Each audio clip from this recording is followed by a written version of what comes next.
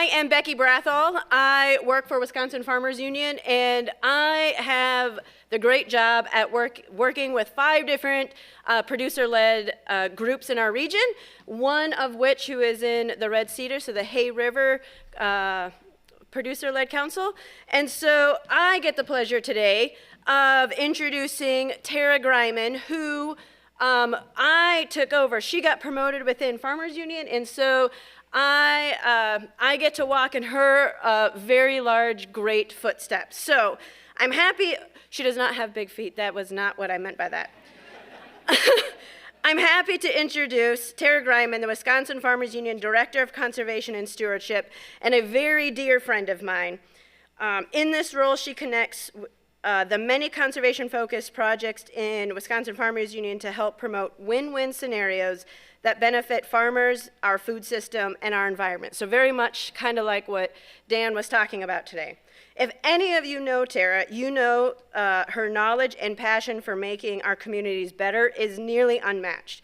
With a unique perspective from her life experiences and working with so many farmers in our watersheds. Let's give a round of applause for Tara.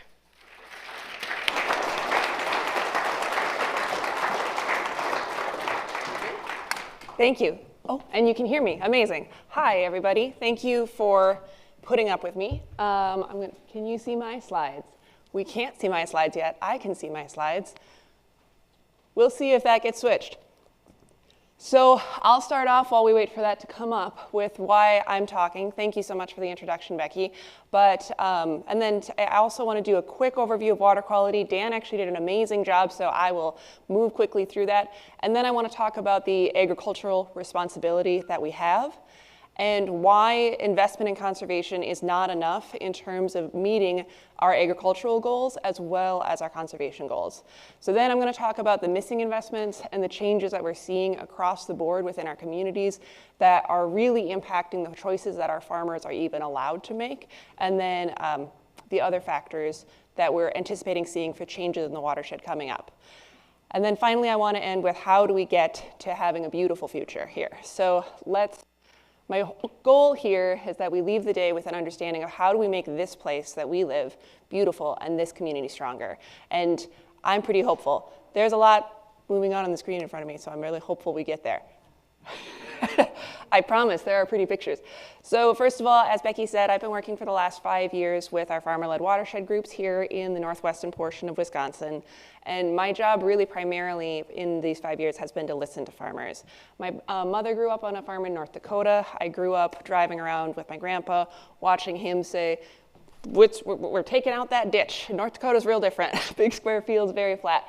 And we really started learning about the importance of water conservation at that time. My father grew up on a farm in Iowa. My cousin, she still runs the paternal family farm at about 1,000 acres. And she formerly worked for Monsanto, and now she calls them Monsatan. And she said, there's a reason that I have 3 kids now after I stopped working for them, and I couldn't get pregnant for 10 years. We are seeing changes, and we are seeing farmers doing the work. We do not need to preach to them. We need to listen and understand how changes are formed. I should also say my background here is not technical. I am a social psychologist by training. My degree is a double major in environmental studies and social psychology. So on that point, while you get to look at a picture of my alpacas and my daughter, I'm going to talk about the importance of the stories that we tell. So the graph that you see in front of you is actually a study they did in the 1970s with 5th grade children. And they came in and they gave all the children in the school hall a piece of candy with a wrapper on it. And then afterwards, they counted how many wrappers actually ended up in the wastebasket and how many ended up on the floor. Of the 3 classes, they went to one class several times over the next 2 weeks, and they said, you guys picked up most of the wrappers. You guys littered the least. The principal came in and congratulated the students on this. Later, the principal came in and said, thank you so much for keeping this space tidy. You guys are doing such a good job. You are our cleanest class. You are our best students who take this responsibly. That's what we're going to call the attribution. They assigned those children randomly. The children fought back, too. They said, we threw wrappers on the floor. And they said, but not as many as the other people. And then they had our persuasion group, who again threw the same number of wrappers on the floor. Principal came in that week, teacher came in that week, and they had another intervention all coming in to say, littering is really bad. It's really important that you take care of everything. Then we have just a control group where nothing happened, right? No, they got the same amount of candy, and then 2 weeks later, they did the same thing. Hand all children a piece of candy with a wrapper. Count the number of wrappers on the floor. You can see the attribution group where they just told them, this is what we do as this class. This is who we are. This is who you are. Good job. They took it, and that's what they did. Their behavior changed immensely. Our persuasion group barely changed at all, and the control group just on persuasion. So the next time you find yourself trying to persuade somebody, you may end up very depressed, as I have spent a lot of time. But the real thing to remember here is that what we tell people they are and the community that we set up and how we portray our values and congratulate those values is so much more important than preaching those values. I include a picture of my daughter here. She's now 12, but she was much smaller and more bite-sized in this photo. She's probably 4 years old in this picture, and I was farming sheep and alpaca at that time. And 2 years later, she went to school, and she said to the teacher, said, what do you want to be when you grow up? And she said, a farmer. And the boys in the class said, girls can't be farmers. And I thought, I'm brainwashing this kid. She is farming. I am farming. We are farmers. The value of this, we hear all the time, farmers and the environment, they don't go together. Environment and the economy, they don't go together. And I fundamentally don't believe that. So if we are telling farmers that they are shitting on our environment, if we tell farmers that they are polluting everything, if we say that the food we eat is inedible and killing us, what are we persuading them of? What are we showing them that we want? We have to create a vision, and we have to congratulate that vision, and we have to support that vision. Dan already showed these slides of what we do and what we know about the water quality here. Are we persuading anybody of this? Are we creating a vision for what we want? I'm going to give a couple of statistics about where we stand in terms of agriculture in Barron and Dunn County right now. So Barron and Dunn County pretty much represents the Red Cedar watershed, 4% of Wisconsin's total agricultural lands. We have about $400,000 to $500,000 in crop or pasture rotation, give or take some acres right now. And that represents about 49% of the total land area based on the numbers I crunched for the US Census and the USDA Census. That's also about 4,000 farmers compared to the 2022 agricultural census, which represents 4% of the population. So we have 4% of the population making decisions for 49% of the land area. I can understand why we're talking a lot about the importance of choices that farmers make. Our farmers also understand this. Despite what the narrative says, farmers, when we surveyed them, 100% had a positive view of soil health. 87% said they have a responsibility to protect and steward the land that they are talking about, that they are in control of. They also had their own narrative. We asked them, what do you think your neighbors are doing? They thought their neighbors disagreed with them. They have been sold the narrative that farmers don't care about this, even though they internally, as farmers, do care about this. So we can see the map of the watershed. Again, Dan, thank you for saving me some time and running through that better than I could. I also wanted to run through the crops that our farmers have access to. So in Dunn and Barron County, the numbers are mostly the same. As you can see, corn is king and continues to be king in both of the counties. Soybeans are next. This doesn't surprise anyone. We've driven on roads. We can see the crops in the fields. Forage and hay comes next after that. And then corn again sweeps in there for third and fourth place. There's a little bit of dry edible beans coming in Dunn County and some vegetables for sale. We call them truck farmers. 30% of the acres in Dunn County, 29 in Barron are in no-till, and 17 are under cover crops, and a little lower than that in Barron County, 13% under cover crops, which is a very important water quality practice, right?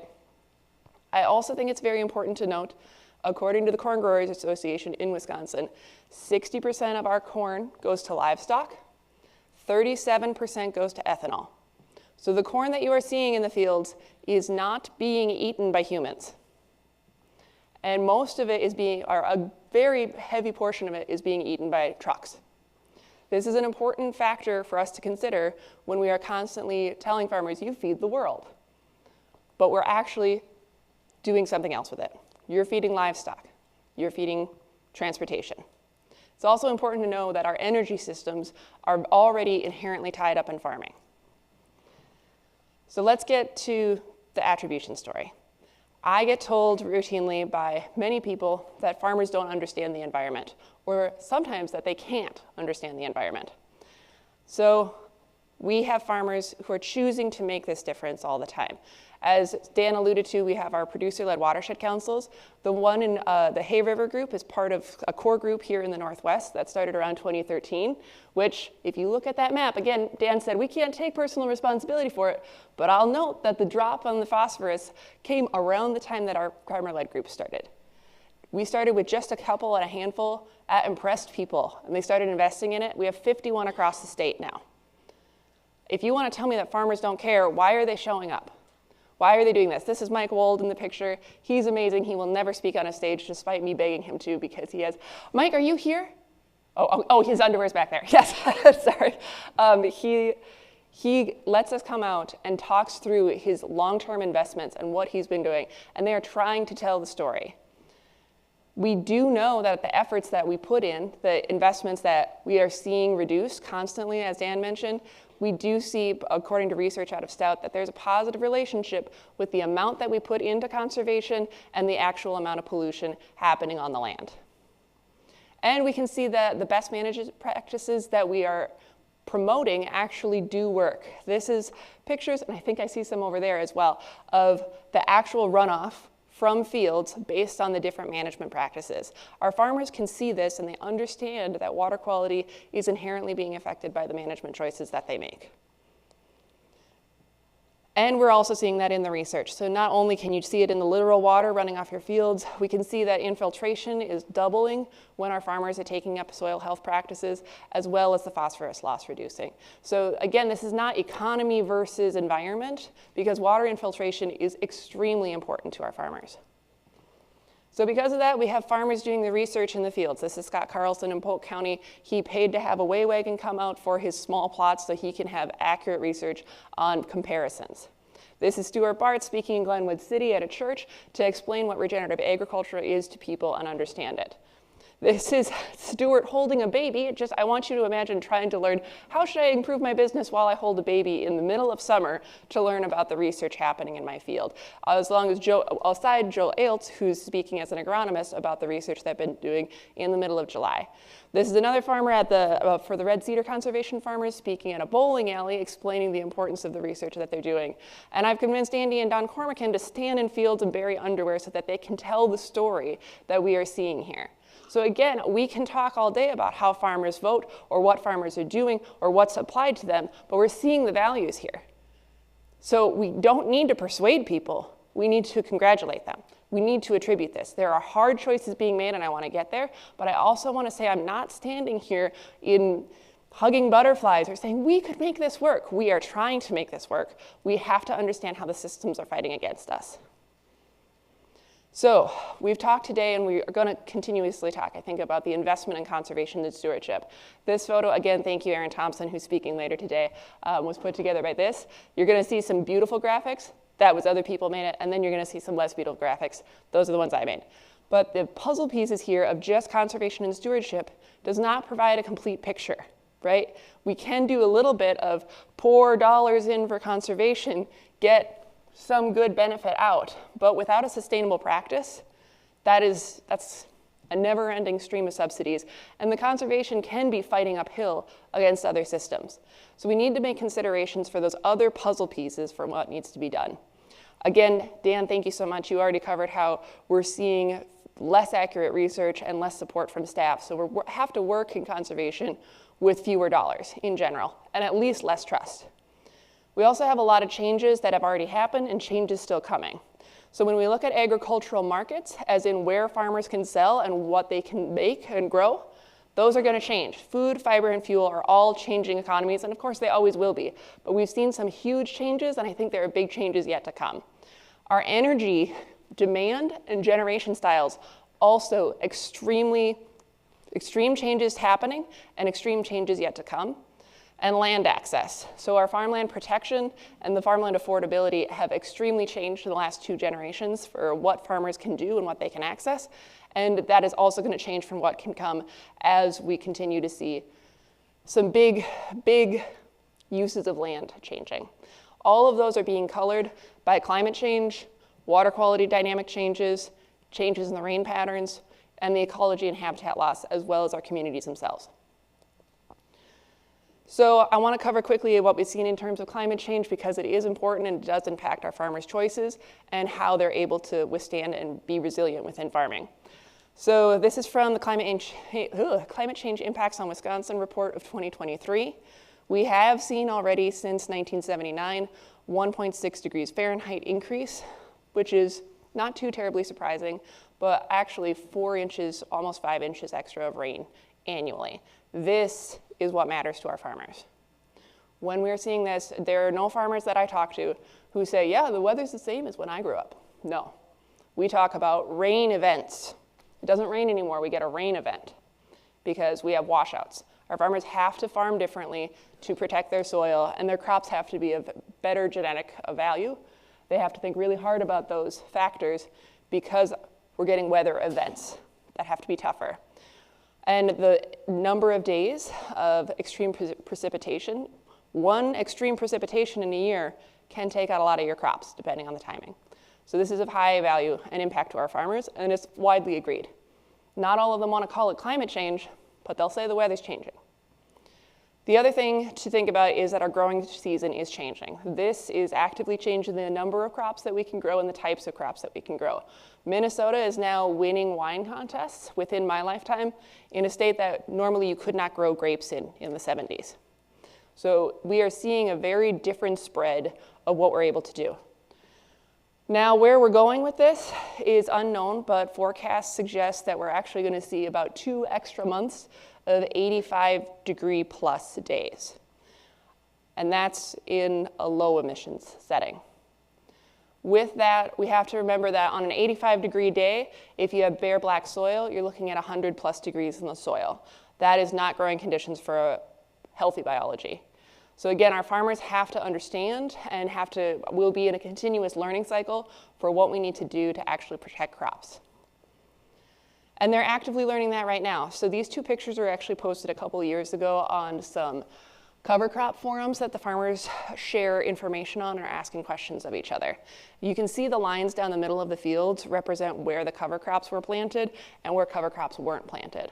Now, cover crops are considered a best management practice. They can be really great for water quality, and ideally, in theory, they should be promoting soil health so that farmers get more out of the crop, right? It's a fantastic thing. We spend a lot of time, dollars, and energy trying to promote it, and I still am a huge believer.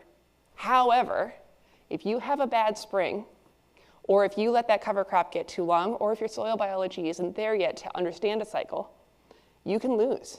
So if you look at these pale areas, the green rows there are supposed to be corn. They should be, in theory, looking better than the rows next to them, and they don't.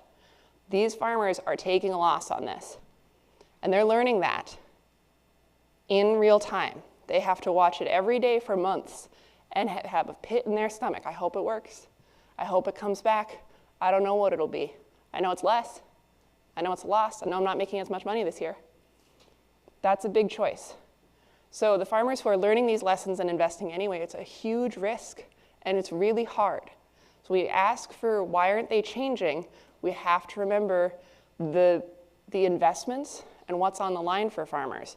And I also want to remind people what it might be like for you if every day all of your work, the messy stuff in the middle of the season, was put on billboards on the highway.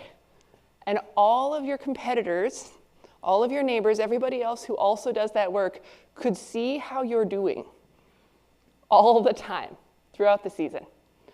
I have never met a farmer who talks about adopting the changes and trying this weird new regenerative stuff who didn't mention the social aspect. I'll either say, how did you start doing this? And they'll say, I hid it behind the hill so no one could see it. Or they'll say, they talk about me a lot. I don't care. I don't care about that. They care. They care a lot. So we have to understand the social dynamics that come here. When you change, if you fail, it's public when you're a farmer. So how do we create a system that fully supports this? We have to not just look at the one piece of the puzzle and throw conservation dollars at it while there's other things happening. You have to have economic stability. A farm is not sustainable if it is 100% regenerative for 1 year or 7 years, right? It didn't sustain itself. It has to have economic stability on top of that. Now, even if you have a market, and in theory, your farm should be making money because you're growing a high-value crop, but if you can't get it anywhere else, if there's no supply chain to actually meet that, what do? We have many farmers who would love to be growing oats, other small grains that people actually eat in their daily cereal, in their bread. They don't know where they can bring it. They know they can bring corn to the ethanol plant. They know they can get it, and they know where it'll go. They can even sell it to their neighbor who can feed it to their pigs or their cattle, right? So having a place to actually sell, having a market, not just a theoretical one, but someone with a truck, having a truck that's refrigerated, having a station to wash vegetables and keep them cold enough so that they don't rot. These are important pieces that we really have to think about logistically. And that's not just on the farmer. So I want to talk about the changes coming to agricultural markets because that's going to get to the economic stability piece. Are we with me? And then also the supply chain piece. So what we've seen in markets since about 2015 is a gap. So if you can see on this, prices paid is what the farmer is actually making, and then prices paid is what the farmer is spending to grow the crop. Prices received is what the farmer is getting paid for that crop. Now, in a perfect world or a viable business, you would really hope that the amount that you get paid for that product is more than you spent on it, right? We're seeing a very big gap, especially recently, in terms of what farmers are actually able to make on the commodity markets. This is rough. Now, we also have to keep in mind the way that farming works is often based on operating loans, because what you need to do is buy your seed, your chemical inputs, and your equipment, and then you have to wait 90 to 100 days to harvest and then sell that. So most farmers do not have enough capital all the time in order to cover everything every year. Almost all farmers work on an operating loan a couple of times. That means they have to have a very good relationship with their bank, right? And that is hard to do. When you are working this, what your bank says then, how your bank feels about this, that really matters. And when you can't make money on this, your bank's going to come and ask you some really hard questions. And they're used to seeing a conventional model, and banks don't like risk. So if you want to do something different, the bank's going to have big feelings about that. Another thing that's really important is what we've seen in the market consolidation across the board, and this gets into the bread and butter of what Wisconsin Farmers Union was created for in the 1930s. It was farmers fighting back for against market consolidation that was taking farmers out of profitability. We're in the worst state that we've been in a long time for this. 86% of corn seed and 76% of soybean seed is controlled by 4 firms in the world. 4 firms control 84% of global herbicide and pesticide. 4 firms control 85% of beef, all beef sales. And 4 firms control 69% of retail grocery. So if you want to get into selling directly, and you are working against 4 multinational companies, and we want to believe that that is not impacting your ability to get into this market, that is not a realistic assumption. It is very hard to work against companies that own many pieces of every supply chain. It's very hard to undercut companies, or be more competitive when if they see a competitor moving up in a state, they can lower their prices and raise them elsewhere so that they can make up the profits to ensure that the farmer can't succeed, to ensure that a new competition can't come up and affect the market. When those groups have full control of markets, or even over 80% of control of a market, the ability to get in there is not there anymore. Now, we have antitrust laws in the United States, but we have largely stopped enforcing them because around the 80s, it was determined the goal of antitrust laws is to ensure that prices stay low for the consumer. So if prices continue to stay low, we don't really fight them. This is a challenge. And this is not about farming policy, right? This is about how do we enact laws? How do we encourage our attorneys generals to go forward? And interestingly, and unsurprisingly, we see that large companies, we call it big ag, which is not necessarily terribly accurate. We think of agricultural as farmers, but big ag is companies, right? They continuously realize that those policy choices really matter. And so we've seen huge increases since the 90s of farmers paying into election cycles to ensure that they, or not farmers, sorry, industrial agricultural companies paying into election cycles to ensure that they're able to maintain control over markets. One fun example, again, thank you, Erin, for putting this together, that really can help people understand what is actually happening with the food that we're eating is what we call the consolidated cookie. So I love an Oreo, but at this juncture, no portion of an Oreo is created in the United States, as far as we can tell from our research. So here you can see the wheat is grown across Europe, Ukraine formerly. Palm oil, which is the main fat source in Oreo, comes from the eastern side of the ocean. You get your chocolate across in the southern hemisphere. They are put together in Mexico and then shipped into US retails, as well as retail across the world. So when you look at this picture and you say farmers, American farmers are feeding the world, and then you have a company that has formerly called itself America's favorite cookie, in which no part of that cookie has come from America, I have questions for what our cycles are doing. So let's talk about agricultural markets. If we're looking in terms of a very simplified consolidation versus diversification, I would say we're about there. We're in a highly consolidated market. And I would like to be over there. I'm not saying we need to go back to subsistence farming by any means, but I would like to move more in terms of diversification. And when we see diversification, we see food that is local, and we see all sorts of benefits to the environment from this. I'll get there, but I want to say, again, our consolidated cookie, we did a local cookie. This is from Thunderbird Bakery, where they brought the flour from Meadowlark Organics in Ridgway, Wisconsin. Their butter came from a local dairy, and then they did have to source their chocolate, of course, but they bought it from a cooperative association that roasted it locally. These are the things, when we talk about the impact of our dollars or the potential, some of us can't even imagine being able to source all of our ingredients locally. A decade ago, I tried to figure out if I could possibly do it, and I couldn't understand it. As someone, I didn't have kids then. I still couldn't put it together with quite a few resources. But when we have a diversified agricultural market, we can look at farmers who are more flexible and not quite as dependent on chemical inputs.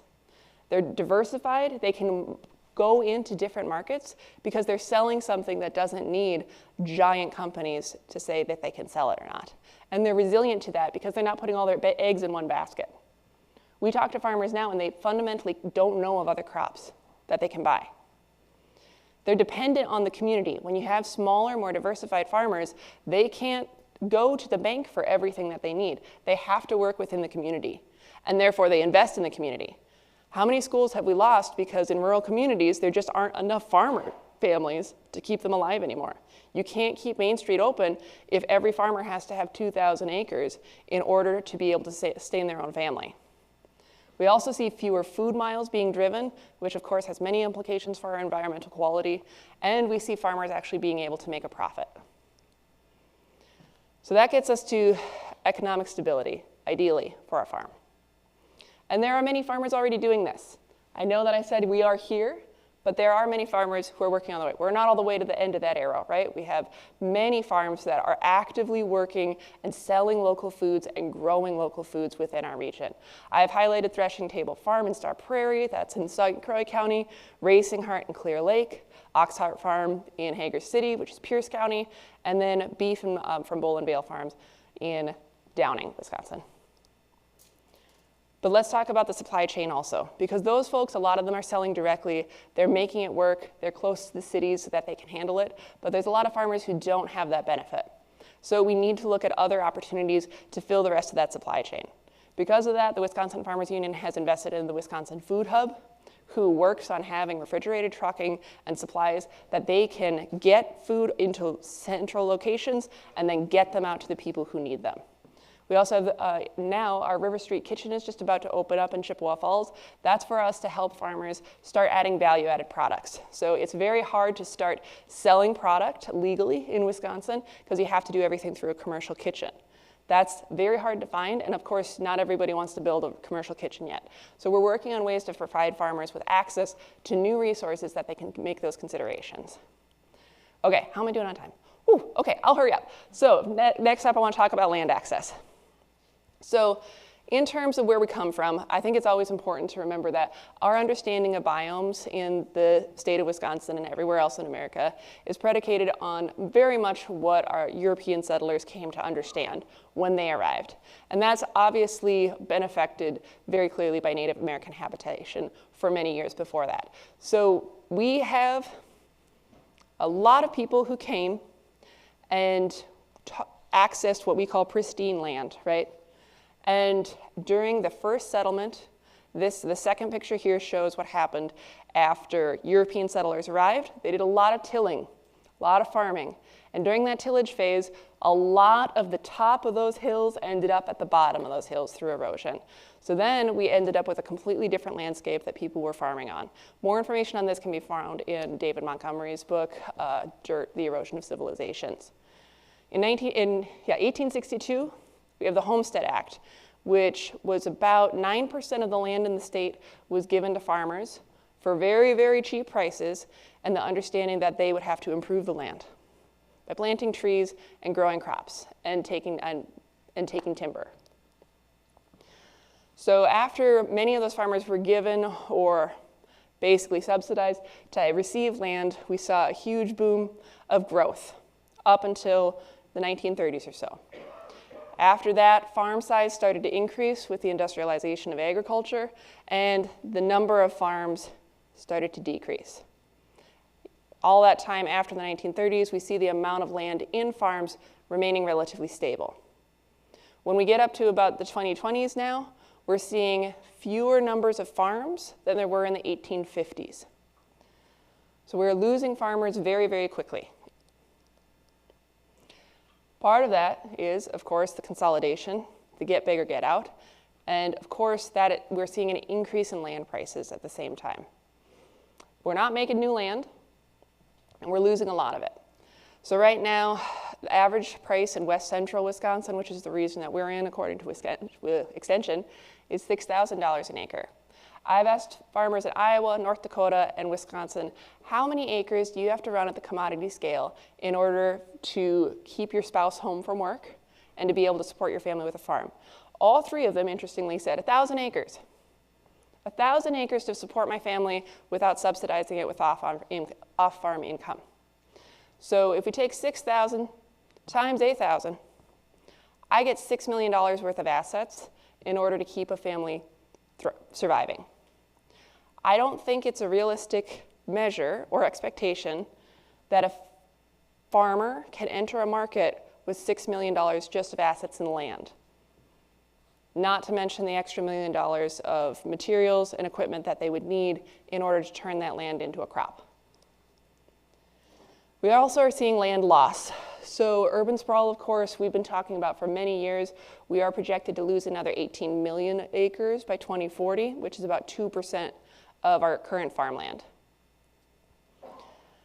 And we're actively losing land to erosion. So as you can see, this is pasture where those cattle are up on. This is a picture taken in Dunn County. That's been in pasture since the 1800s. Down there, below that, which is about 4 feet lower than the pasture, is a field that's been in continuous tillage since the 1800s. The other thing that is important to note about land access is the need beyond urban sprawl and housing development. We're seeing more considerations in terms of energy, right, which I'll get to in a second. So in terms of land access, where are we going? I already said that 4% of farmers, 4% of the population are managing 49% of the land. So I would say we're pretty far down on the consolidation branch. It gets better, I promise. I'll speed up here. So I'd like to see us go more diversification. So that looks like higher value crops and value-added products so that our farmers can make more money on less land. That looks like funding to beginning farmers. People are hungry to farm. They want to do it. This is a picture of one of the recipients of our small farm sustainability stipend. They're putting in irrigation on a 2-acre farm so that they can grow food for their urban neighborhood. It's starting to look like communal farming, where multiple families are coming together to buy their own parcels of land so that they can share the resources. And it's going to look like cooperative development, where we see farmers finally saying, we are not getting the support we need, we have to create it. We have to build it ourselves. Okay, so let's talk about the energy production. So surface water withdrawals in the state. This is something that I was not aware of until recently. Power generation is the biggest part of our surface water withdrawal by far. When there are all sorts of graphs from the DNR about this, they actually just take out energy generation and say you can't see the rest of the graph. So here's the big one, and let's zoom in where you can see the little things happening. It is huge. Energy generation is set to increase exponentially at this point with the demand of data centers for AI specifically, but we're also just going to see an increase in electricity use as our fleet electrifies in America.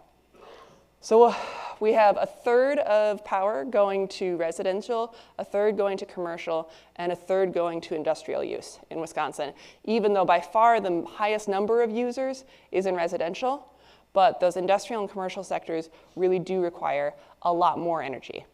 So with that understanding, what do we do? Where is that coming from? Formerly it was coal, now it's a lot more natural gas, nuclear is here and there, unknown what's going to happen with that one, and renewables have been coming online since the mid-2000s. As renewable energy continues to come online and become cost competitive, we're going to continue to see the more use of renewable energy. We're going to see the growth of data centers, like I said, and we have about 1,000 days, according to many folks who are familiar with with energy issues right now, to figure out what we're going to do. We have a very consolidated system right now where the utilities have geographic monopolies and a high interest in ensuring that other people don't start generation. So once again, we're in a highly consolidated system, and we'd like to see more distribution of that, power going back to the people. So we'd like to see more rooftop solar. We see some support of that, but again, our utilities are fighting with that. We can see that everybody I talk to wants to see generation happening on existing structures, on parking lots, on buildings, on barns, over highways, whatever it might look like. And yet we don't see that because of many different factors. We're also seeing higher use of centralized solar systems because they're now cost competitive. But what can we do in terms of using that land underneath? That's a continuous form of research. Is that part of the solution to land access? Is that part of the solution to trying something different? It might be. We're also seeing a consolidation of wind energy through large wind farms. Where might we go with this, though? Well, we could go a different direction. So One Energy, for example, instead of buying 2,000 to 5,000 acres at a time, they're buying 30 acres, or leasing 30 acres at a time. So this is where they're looking at the existing grid, seeing where there's capacity, putting in small solar farms at a small scale where they can manage 30 acres and say, what does this need? Yeah, we can pay for pollinator habitat on there. Is there someone close by who wants to graze sheep? We wouldn't need that many in order to manage this. This is where we have a small opportunity and flexibility because of its size in order to create a dual use energy generation and food generation. This is Bo Stafford. He's a Farmers Union member. He is working very consistently and with his whole heart to get his flock of sheep managing solar and sheep at scale. So this is a system where we can see economic stability coming from dual use and energy generation. We're seeing conservation because it's flexible, it's soil quality practices, and it's local. There's a supply chain there, there's a lot of opportunities. So how do we get to that future faster? If you've seen me speak before, you've seen me talk about pumpkins. So many people, when they say, well, we can't protect the environment because everyone will go bankrupt, or we can't do this because it comes with a cost. We often think in terms of someone disagrees with me, so we have to compromise. And I fight that pretty severely Because if both of my children come to me and they say, we have a pumpkin, and I want the pumpkin, and she wants the pumpkin, which one of us gets the pumpkin? And I could King Solomon this, right? I could cut the pumpkin in half. You get half a pumpkin. You get half a pumpkin. I'm a great mother. Goodbye. Now, both children are unhappy. I can promise you that. And I do not feel like a great mother if that happens. I could say, why do you want a pumpkin? And she could say, I want to make a jack-o'-lantern. And I could say, why do you want a pumpkin? And she could say, my book told me that I can roast these seeds and eat them. Well, I've got great news for you. You both can have what you want. What it took was me listening, me identifying what the need actually was, and us solving the problem.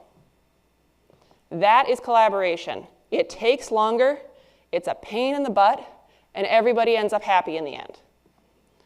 That is the ideal. Now, sometimes people get sassy and they say, well, what if they both want jack-o'-lanterns? You can't keep everybody happy. And that's going to be true sometimes. However, I remind you that pumpkins have seeds in them so I can grow 2 pumpkins next year. I could plan for collaboration next time. We can make this happen. It takes longer, and it takes listening, and it takes people skills. But otherwise we're all unhappy.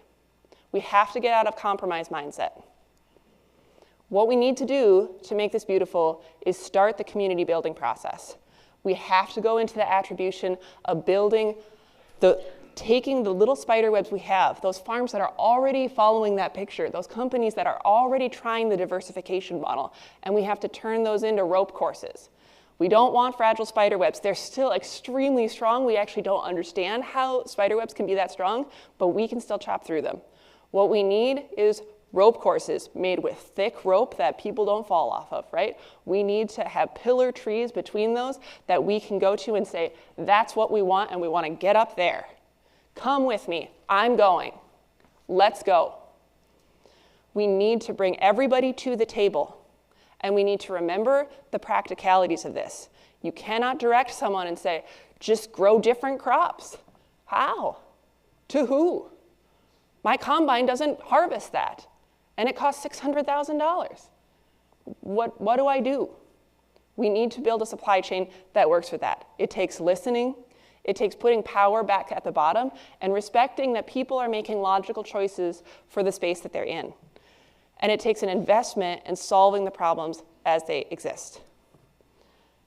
We can do this. We have many people already doing this. These top 3 photos are from the St. Croix Valley Food Alliance.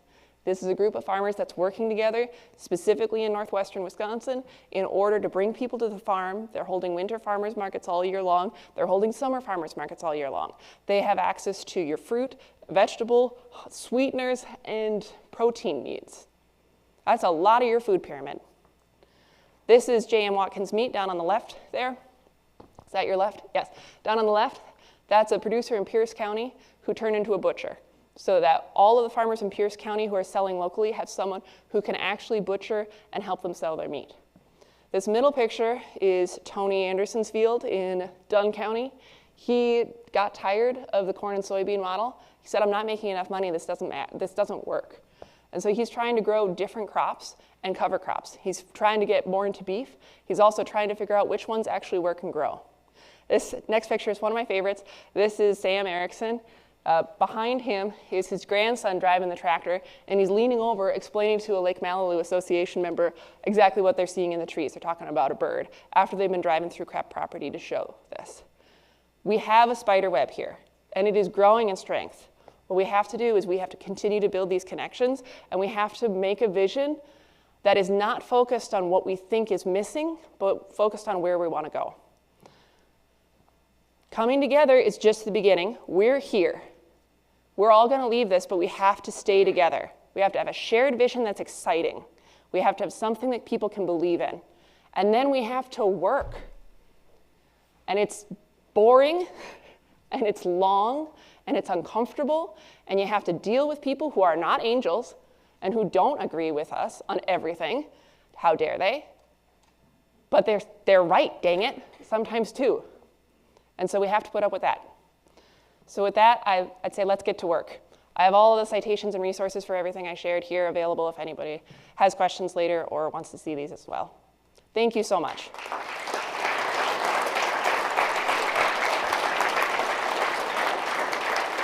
Are we doing questions? Oh, great.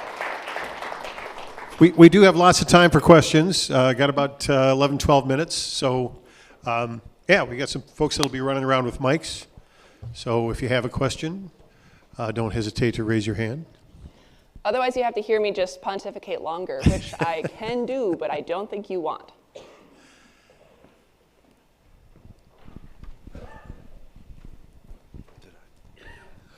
So you had the chart with the consolidation, and there was like 4 firms that controlled this, and 4 firms. Are those the same 4 firms in each one of those? They are not, luckily. They're getting closer. So I don't think there's a chart on that specifically. It's just a couple of statistics. Those come from farm to the farm. Okay, I've gone too far back. I should have said where they're from. But there's a lot of Farm Action Network. That's who it's from. But no, so the beef industry is controlled by Cargill. Is one of the JS. There's a couple of JB Foods. All those separate. Bayer Monsanto is one of the huge ones in terms of the chemical inputs, and of course retail grocery is a separate set of change. But they are continuing to merge. So aside from horizontal integration, we're also seeing vertical integration where Walmart is starting to buy butchers and starting to buy beef from top to bottom. But we're not there yet. Hey, do you want to talk about Kernza? Do I want to? Yeah.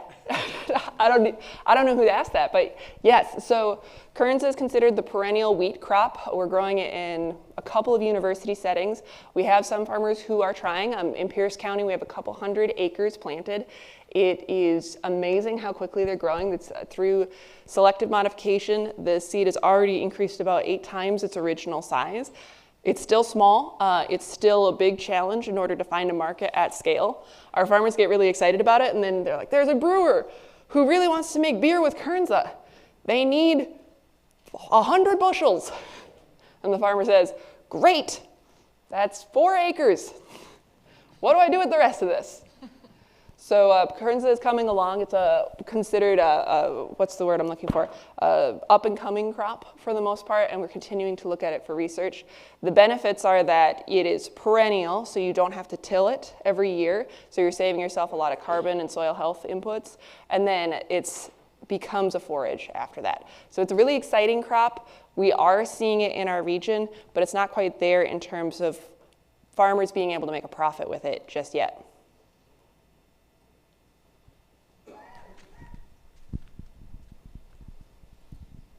Talk to us a little bit about the cooperative type of resale of food products. We have a growing cooperative in Menominee and Eau Claire that is still looked at as, oh, that's way too expensive, I wouldn't go there. Whereas careful shopping can produce savings in money by doing that, and you're supporting your local farmers. Are there other networks besides our local one like that?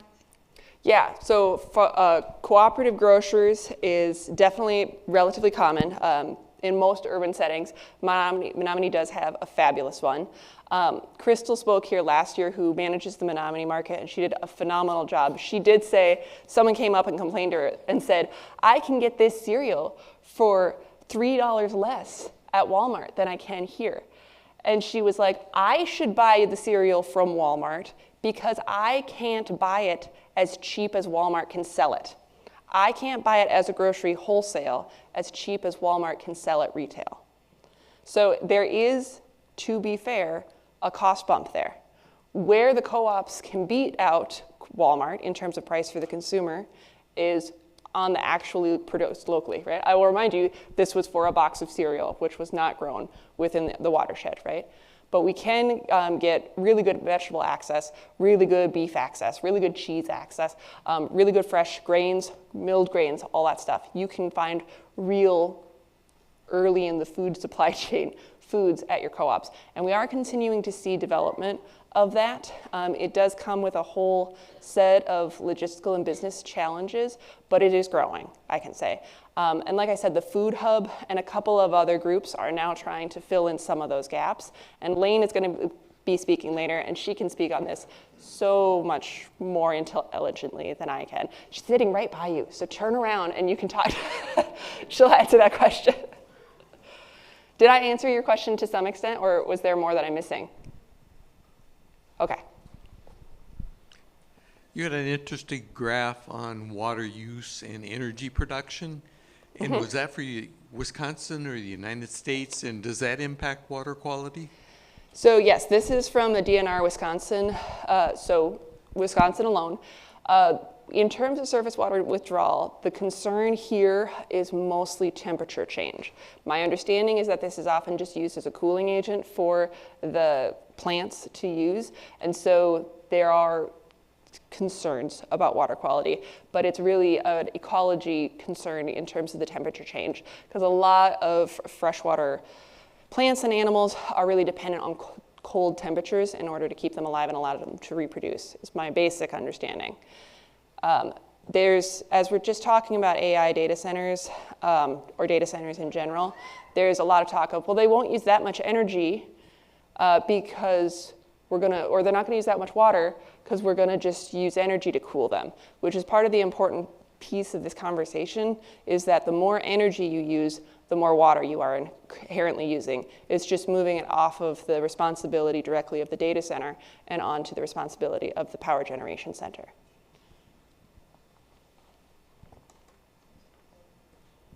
Yeah, just to comment on that, Adam Freehofer from DNR did a really great presentation at a conference just last week on that topic. So if you think about natural gas-fired power plants, coal-fired power plants, nuclear power plants, they're all heating water to make steam, to turn turbines. So that's where a lot of it comes from. All of those types of energy production are creating steam. So they need water to do that, and they also need water for cooling. And now AI, again, the water necessary for the data centers themselves is not that big, but the energy is the demand for energy is so high that, as Tara said, that water need will be switched to the energy sector. So that's where a lot of that water need comes from. Other questions?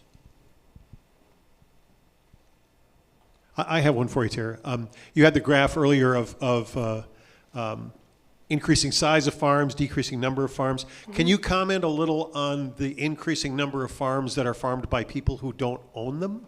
Rental farms? Yeah. So this is exciting that we're seeing more people who are interested in farming. We're also seeing with the consolidation people who don't want to sell the land, but they want someone else to keep farming it, which does come to the increase of farm sizes, right, without necessarily the huge capital investment and purchase. So pros and cons to everything. We have a lot of what we call non-operating landowners.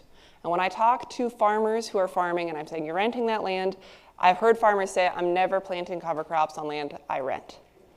They inherently have the expectation that they are not going to invest in long-term benefits for the land, because a lot of those soil health practices take a couple of years for the farmer to be confident that they're getting their investment back. So if they don't have confidence they're getting their investment back, they're not going to invest. When I talk to landowners and I say, what are you thinking about protecting your land, or how it's managed? How do you make management decisions with that? And they say, I leave that to the farmer.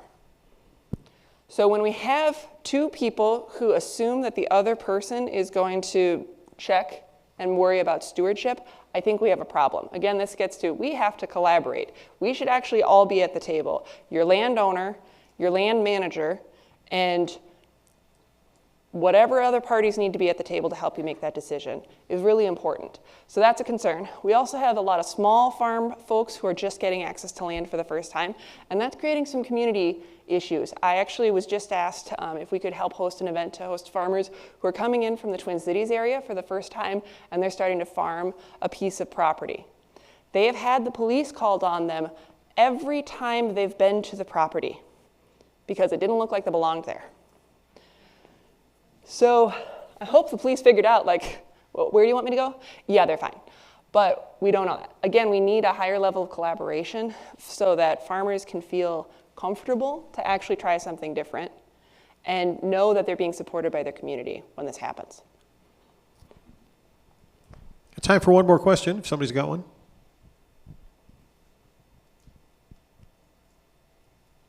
Last chance. I see no runners. I've bored them all to death. There we go, one out there.